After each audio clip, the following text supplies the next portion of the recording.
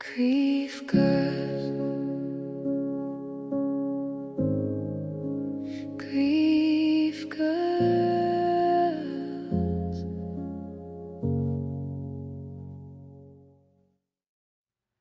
Okay, so here we are, podcast 3, Grief Girls. Tamara and Paula broadcasting live from Mine at Mist in North Situate, Massachusetts.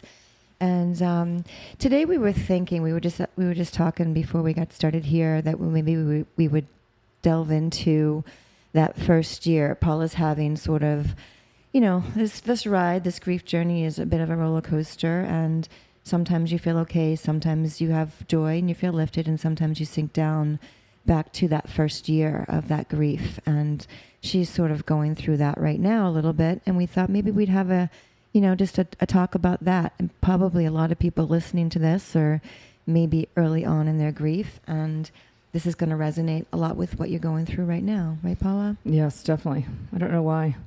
It feels like we've traveled. I've journeyed through, it'll be 3 years, July 1st. And the last 2 days since Monday, I've just felt like it's the very same week that he passed. All those same fears. Yeah. The dread, Mm-hmm. the not sleeping, Mm-hmm. the crying. Like, I pretty much cry every day, but in the beginning, you cry all day. Right. And I used to go down to the basement and scream when the kids weren't around. Mm-hmm. And it sounds dramatic, but I mean, literally shaking, crying, can't even control the tears. Mm-hmm. And I even have a cold sore for this week from crying so hard. I don't know why that is. I just know it feels exactly like it did right before it happened. Yeah. And so I'm trying to, I don't know, figure that out. Yeah. I don't know if you can just figure work it out. through it. And this isn't meant to be discouragement for anyone that is just entering this No. journey, but just to know that, sometimes this is the way that it goes. This is the way the journey happens. And some days are going to be hard days, even 3 years out. And Paul and I, as she said, she's approaching 3. I'm at 3.5. And some days can just bring you down. And there can still be times when you wake up in the middle of the night and your heart's racing and that sort of thing. But, Panic. thankfully, hopefully after, Paula has this conversation today, she's going to feel better and we'll see what happens. But yeah, I remember I just remember being in the woods. Like, I remember going to the cemetery, and some of my heartfelt cries were at the cemetery for some reason. I'd have my dog with me, Dasher, who's here with us today. He's our support dog who sometimes tries to bite people. Well, he's a shelter dog, so we have to give him that. Sometimes he just gets nervous, and if people come up too quick. But for the most part, he's a good boy. And so we were just out, in the woods running at the cemetery, and I used to listen to, my rosary. I think I've told you the 7 sorrows, right? Mm-hmm. So I kind of take my journey through that with Mary. And I would just be on the ground in the woods, just keeled over in pain and weeping. Sobs and weeping and can't breathe. And then that would last quite a bit. And then I'd get up and I'd finish my run. And sometimes it happened multiple times during a run, but that first year, Paula, is so hard. Like, just to sit here and think, like, I can't remember that year, right? No. We were talking about, I can't really remember it. I think you just kind of, you're so much trauma and grief and sadness. You're just going through the motions of life sometimes, right? You're numb. Absolutely numb. Mm-hmm. And like we say all the time too, like I was saying to Tim on the way down here, I remember the first weeks looking around, like driving the streets I always drove, and almost never noticing them before because I was on the way home. I was living life. I was happy. I was this, I was that. And then now I look at the streets and the places like that. We used to go to Crossroads religiously for breakfast. We lived at CVS. We took the same roads to Duxbury Beach and did the same routines. And now I feel like I'm looking at all those roads like I don't know them. Yeah, it's crazy. And I don't know where I fit in, or the road home was so hard because he wasn't there. Mm-hmm. To go out was really hard, so I didn't go out a lot. Right. Because coming home was just awful. Right. Awful. If no one was home, if the lights weren't on, Mm-hmm. it was so. That's why I didn't want to leave. I hear a lot about that, and maybe some of the books I read too. I just remember that people would think you might be okay because they see you out, right? And maybe you smile, maybe you laugh, Yeah. right? Maybe something that gives them some, okay, she's okay, right? But then you'd go home and cry into your pillow and cry yourself like, to sleep. I mean, going to bed for me, yes, I would cry, but what I learned to do, because in the beginning I would just grab all of the cards Mike wrote me and I would just read them. Because he would say hard. the kindest things to me in his cards, and I never threw any of them away. I have them all. I do too. Then I was kind of mad, Paul, because I got them all mixed up, and I couldn't figure out what year they were. I wish I'd kept them. They were in a pile in my armoire, so they were like kind of in chronological order. But through my just rifling through them and whatever, they got all mixed up. But a lot of the words were just the same. Like, and he would just the things he would say to me would be just. That he loved me more every day. He couldn't believe that. Like, he just was so grateful for me. I was the best mother, the best wife. That he just was so grateful. He's grateful for the love, and he loved watching me as a mother. Like, so many kind words that just they would make me cry, but I liked it. I liked to hold on to that that sadness and just let it out and be so like touched by his words that it's almost like a blanket. Yeah, it was like a blanket to wrap me up at night. I look at Jeff's not in the cemetery. He's in his office in a sort of tortoiseshell urn with a picture of him in a rowboat, and all the kids are kind of around him in the background. And I just take that and put it on my lap a lot. And my son, I have to try to say this without crying. One of my sons is very sensitive, and he watches me more. That's just his way of doing it. Not that the other two aren't sensitive too, but they have different ways, obviously, of expressing that. And he said to him one day, "Mom, I can see all your kiss marks and your tears on his urn." You know what I mean? I said, "Oh, I didn't even think of that." You know what I mean? And I have a picture next to it, and I kiss that all the time. And so I did that the other day. I sat with his urn on my lap while I was on his computer in his office. Yeah. And I mean, just that. Remember that physical shake, cry, like you can't even breathe. Yeah. It just comes out, and it's almost like you're hunched. I was hunched over him, like. Yeah. Like it was all new again. It was bizarre. I don't understand. Yeah. But then to lead into, I was telling Tam on the way that I just started watching this show, The Madison, on Paramount with Michelle Pfeiffer. This might help people to watch this show. I don't want to tell them anything about it, but I do want to tell them that it's the closest thing I've seen. And I just love Sheridan anyways. I think he's a great writer, and I loved Yellowstone, all those things. I don't know where he got this intel, but it's something I can really relate to. And I think that's why I've been crying a lot this week, too, is because I can really relate to the situation. And I won't tell you what it is, but his words through this person are spot on. Yeah. And I've never seen that before. Yeah. And it's interesting because I think it's bringing you back to that recent, because she just went through the death of the passing of her husband. And so it's bringing you back to that time in your life. And we're not giving it away because it happens very quickly. Yeah. It's not like it's... Yeah, it doesn't, there's no build to like the death. It just happens. Pretty fast. Yeah. But and then it drummed up, memories of Jeff really wanted to go out to Montana and all these, of course we're mourning the future. Right. It's not just the present. It's like we miss the past, we miss the present, and we miss what could have been in the future. Right. That's just the way it is. Like we had our life, our path just stopped. Yeah. Stopped. So how do you do that? So that's why we're here, right? That's why we're trying to negotiate the grief, I guess. We're still making deals with God. I always just ask him for health and strength so I can finish what we started. You know what I mean? Yeah. So still making bargains with God all the time. And you said, too, The Chosen really helped me through those nights laying there alone in bed, and I felt comforted by The Chosen. No, it's so crazy because The Chosen was it's such an emotional show. Oh. And especially we were just talking, before the podcast about Thomas. Oh. And we can't remember his fiance's name, but adorable woman that he was crazy in love with. They were crazy in love with each other. Crazy in love. And she, by accident, by complete, misfortune, tragedy, accident, died. And it was just like a run, and she died. And at that moment, I mean, I felt, I just couldn't stop bawling my eyes out when that happened. And I was telling Paula, just, I had a realization in listening to, I listened to the Hollow app a lot. And I was listening to, no, I think it was The Chosen again. I saw on The Chosen, just her father. So the fiance's, Thomas's fiance's father was bitterly angry at Thomas. Like he would blame Thomas and Jesus for the death, right? And so I just had this realization in watching The Chosen. This is probably a lot of Bible, experts know, Right, but right. her father there's actually a purpose in that, and her father was sort of leading the charge to the crucifixion of Jesus. Yep. And so things had to fall out in that way. But it is through our own, our own insufficiencies and our own sins that lead to different things. But it's the way that it happened. But it was part of Jesus' story. Mm-hmm. And so like Jesus could have saved her.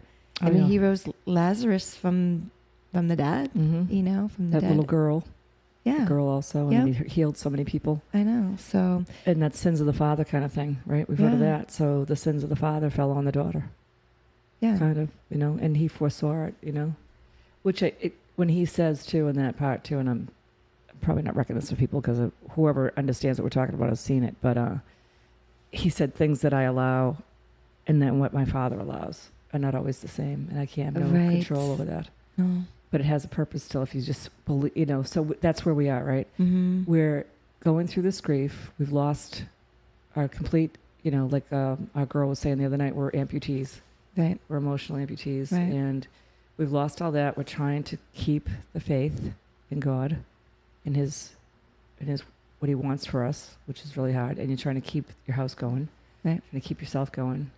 Trying to keep, because we were people before we got married. Yeah.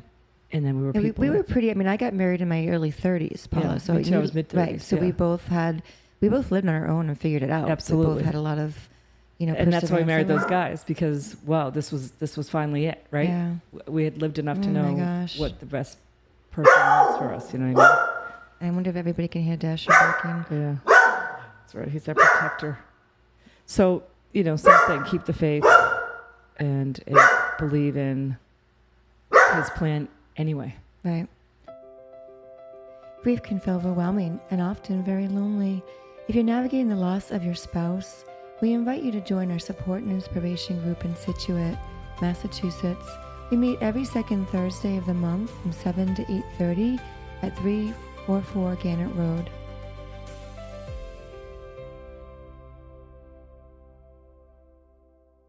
I want to go back to what you were talking about with the kids and the crying. So let's go back to that first year, those first months of our pain. And like for me, I just remember, I remember that first morning. Ugh. So, I came home and, I was hit with my tragedy with Mike. Mm-hmm. And it was, the worst day of my life. Mm-hmm. What can I say? I was in such shock and such trauma and such despair and such sadness. And, having to tell the kids, do you remember your kids were there with you, right? The boys were with you? Well, mine was when we have multiple days, not to cut you off, but the day of diagnosis was just, you tried to have hope, but you knew down deep in your soul that this was going to be a long, rough road, if it was long. And we won't go into it now, that it was long, but it was also shortened by things. So your first day or your day and my day but I know what you're saying, how that just, your whole gut, your whole, everything from your throat, right where you touch, I can feel it in my throat right now. It's like a thing. And it just There's so much it got ripped out of you from there all the way out your whole body. Yeah, just complete numbness. I was surrounded immediately by my parents, Mike's sisters. I think his brother was that guy. I can't remember, but it was descended upon with family, and then everybody went outside as I had to tell the kids as they came home, and I didn't want to pull them from school. I didn't want to pull them from practice. I wanted them to live their life for as long as they could. Every minute, give them that. Yep. And that was a mistake, and maybe we'll get into that someday because of just, people talk and things got out way too quick for me. Mm-hmm. And, but yeah, just them coming up into the kitchen from the garage and just everybody just falling chills. to the floor when I had to tell them. Yep. And then trying to reach my daughter Sophia, who wasn't living at home. She was at school at Johns Hopkins in Baltimore, and she was in a night class, and I couldn't get her, and I had to call her roommate. And I mean, I'll never forget that roommate, just such love. So this is, again, we're always going to try to filter in that love, like the love of Cass going and getting Sophia. And then when I went to pick Sophia up at the airport, Cass is with her. I had no idea. She just came with her. So beautiful. Yep. Or just like coming out of the hospital, and I was with my neighbor Susan, and thank God I had her with me. And and all of a sudden I see my dad. Made me cry remembering that. Like, oh yeah, yep. You didn't see me, and I saw him, and he was looking for me. But like such love and care from people, kindness of strangers, a lot of that, which still blows my mind. That the smallest thing, like we talked about that when you have to call, they call looking for them. They have an appointment, they miss their appointment, and you like to tell them, and then they're like, oh gosh. Or like my oil guy, who was fabulous to me, and then because everyone that knew Jeff loved him, and just these people, I don't even know if I ever met them, giving me really good, like Scott Williams gives me, I shouldn't say all this stuff, but he's just very good to me. And then just random people but they're in your life all the time, because you go to the doctors, you go to the dentist, you go here, you go there, you go to the insurance company, everyday life, that these people are important to you on a level that you don't realize until you lose your person. I can't even tell my dentist. For some reason, Paula, I can't tell her. I don't want to cry in her office. Like, I just can't even tell her. I can't tell her. It's awful. I just go there every time, and I hide my hands because my ring's not on anymore. And it's really bizarre. That's just crazy, but I don't know why that has been so hard for me. I just feel like I should have told her right away, and I didn't. So now I feel awkward about the whole thing. Well, you feel you don't want to ruin their day, too. I had to tell people, and I'm like, I just ruined their day. Yeah. Because I've seen people at the dump, and that they haven't seen Jeff, and I go, oh, no, Pat. And they said, oh, my God, I'm so sorry. Really liked him. He was a great guy, blah, blah.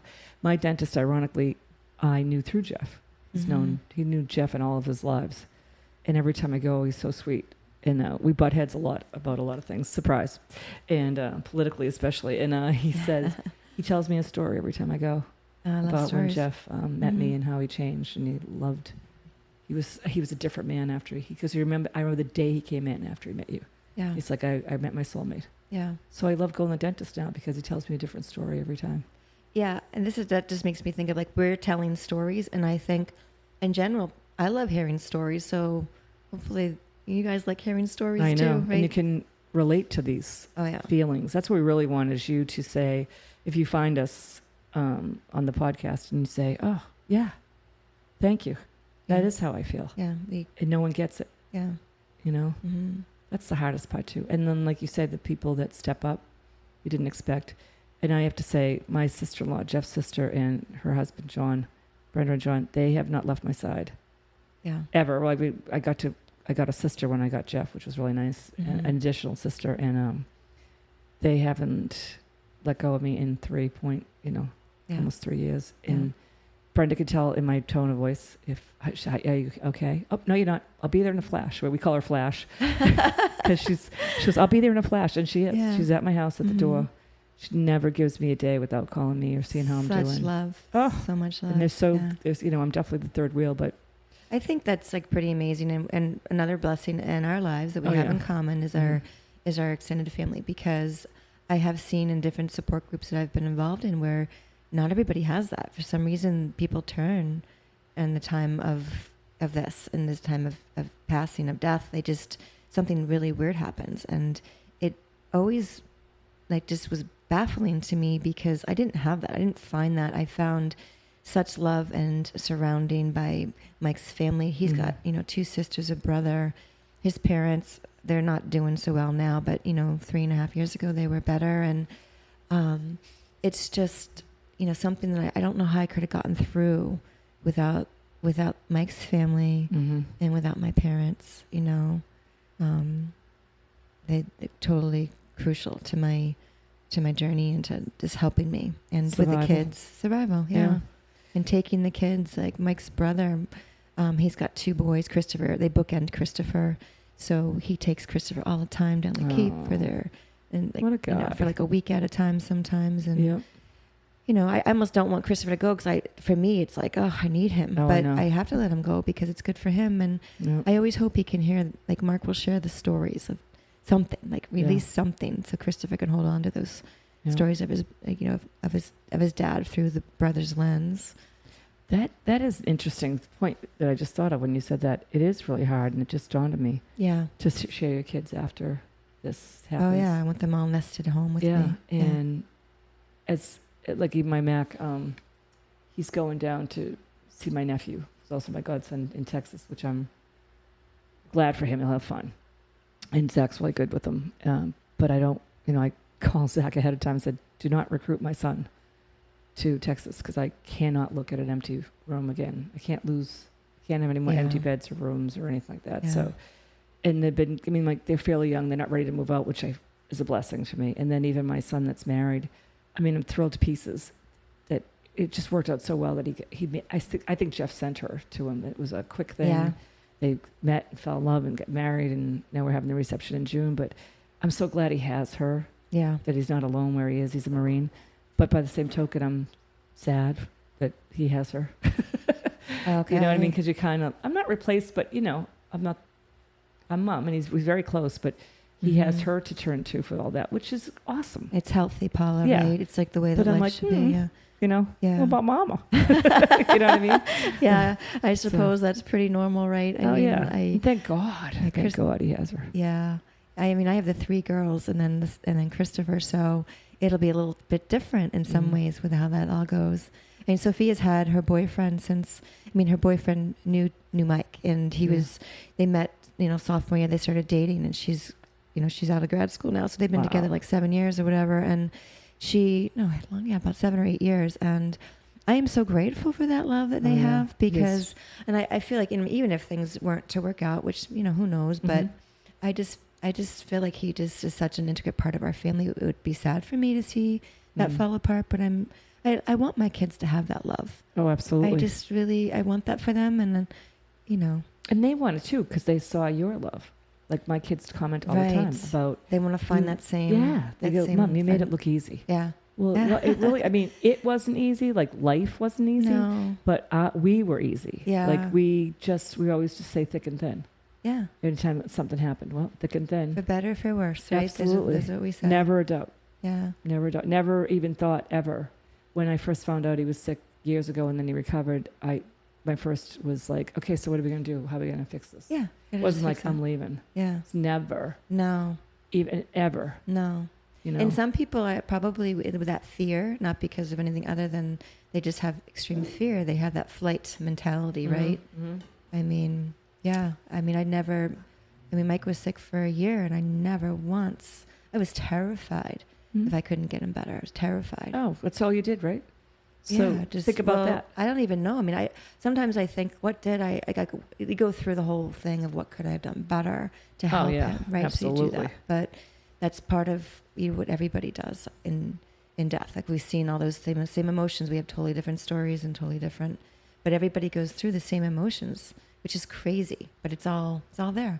There's anger. There's guilt. There's sadness. There's anxiety, fear. There's all these things, right? And you didn't have that before all this. Oh my gosh, easy happy life. Easy happy life. Easy happy right? life. Blessed totally. Yep. In every way. I can't even. I remember saying that. Yeah. Like, I thank God every night when I go to bed. Thank you, God. Like, I'd ask for protection. I'd ask for let my family live a very long and meaningful life. Those are my words. Yep. Very long and meaningful life. But you know what? Mike's life wasn't as long as it should have been. It was certainly meaningful. Oh, yeah. Oh, So. Absolutely. Let's talk about that for a second. How about this when people say to you, like, how are you doing? So let's just think about that for a second. They say it because, one, they care, and two, what else do you say? But think about the energy that we expended while they were sick. Like, just that train we were on, like grinding every day. Yeah. Doing your regular life, trying to get them healthy, trying to keep the family together, try to work, try to be as normal as possible. So that's all that before. Yeah. it actually happens. Right. And now you have all that without them to be caring for, but now you're caring for the what ifs. Like I go over it all the time. Should have brought him sooner to the doctor. Should have hammered the doctors more, which I think is probably impossible, but I should have done that. Why wasn't I more attuned to his signals? Like I look at pictures the year before. I always look at should have those known. pictures, try to figure out when he actually, Yeah. like, I do the same thing, I analyze. Yeah. Yeah. And I look back and Yeah. go, idiot.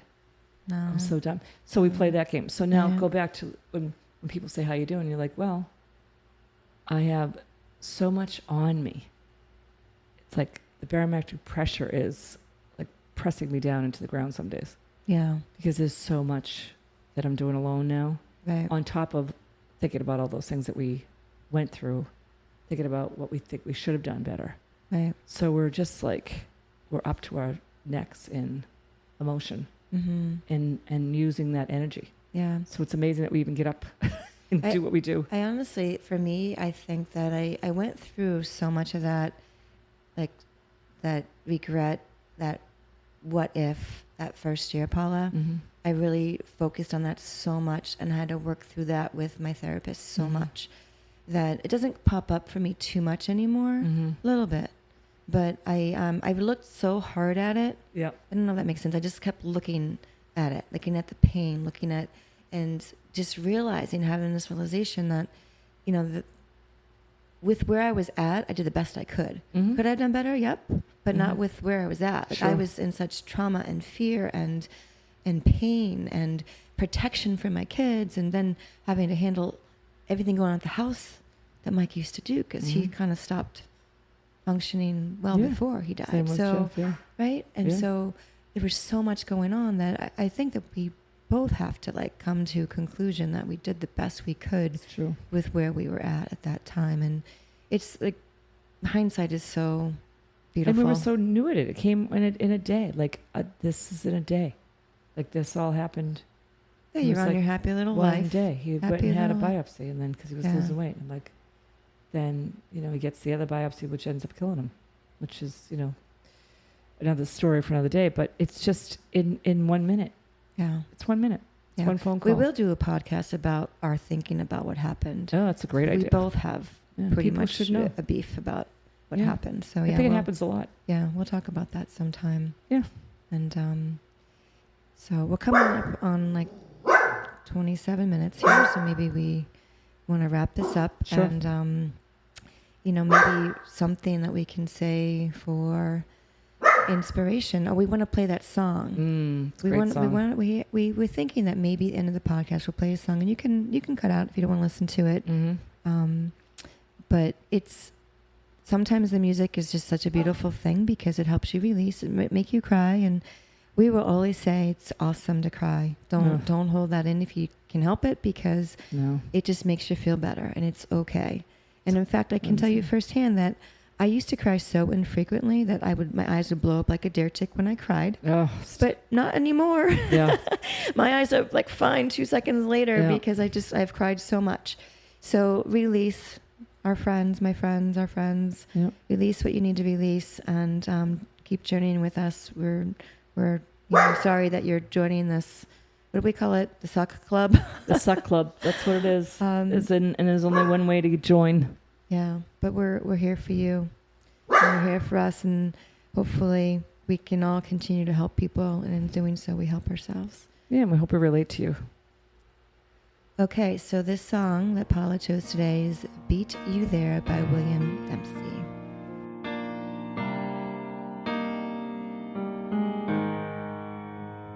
I don't know why God always takes the good ones first. And man, I've tried to be strong and carry on, but damn, this hurts.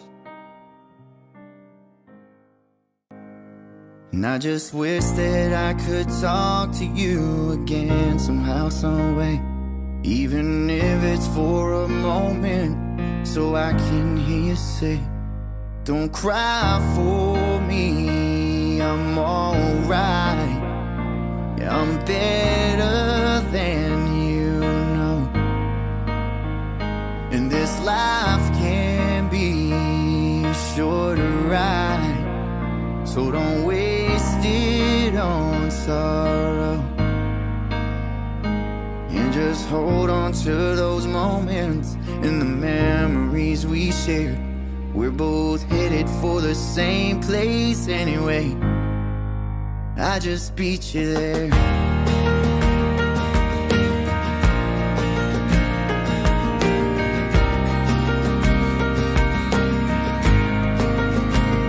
I know they say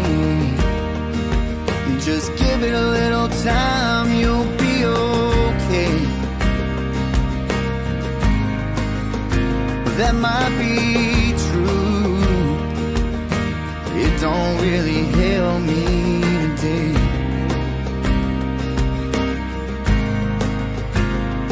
And we ain't supposed to question the man upstairs.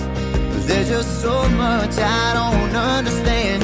It just don't seem fair. Don't cry for me, I'm alright. I'm better than you know. And this life can be a shorter ride, so don't waste it on sorrow. And just hold on to those moments and the memories we shared. We're both headed for the same place anyway. I just beat you there. And as each day goes by, I get a little bit stronger. But that don't stop me from wishing you were here a little bit longer.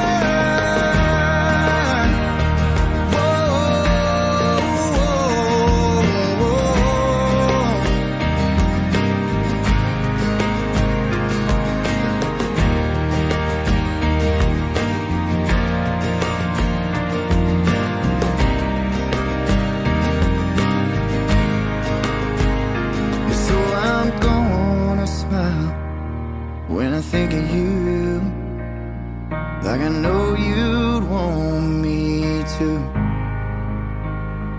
And I know you're watching over me in everything I do. And all those things I never got to say, well, I'll send them with this prayer. Then look up, wipe my tears and raise my beer. And I'll see you there.